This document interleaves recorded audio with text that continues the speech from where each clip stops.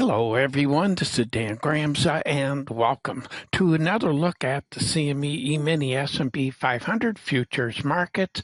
What we're seeing here in the Russell is what we saw in the other indices as well. We're seeing some selling coming in. Look for an inside day. Same thing in those other indices.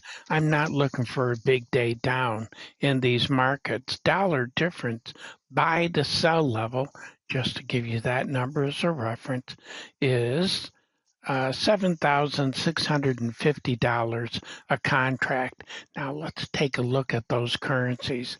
Did they stay stronger, weaker? What did we see happening there? British pound cooling off. It's a neutral zone trade. Sellers are here, but I'm not looking for a big day down in that market. And if we take a look at Bitcoin, it got cooler as well as it found rejection at levels that we found rejection before. Now, the dollar difference from this buy level to that sell level, and again, just to give you a reference, that's $19,225 a contract. But what about what's happening in silver? It's still leading the way, I think, in the precious metals, but look for an inside day. It's also holding back a bit. It should have gotten stronger out of the get-go, and we're looking for this market to give us that sideways move. Be careful here because we're approaching levels that we could start seeing sellers coming into that market. And talking about that, nat gas supply is down, demand is up.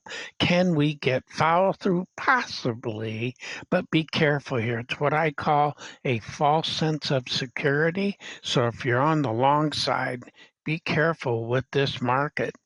It's also approaching the magic $5 level. If we take a look at what's happening in wheat, not much. And I look for a sideways move in this market. It's waiting for information, and so far it just hasn't gotten it. Well, those are my thoughts for today. Thank you for joining me. Look forward to being with you again. And as always, take care.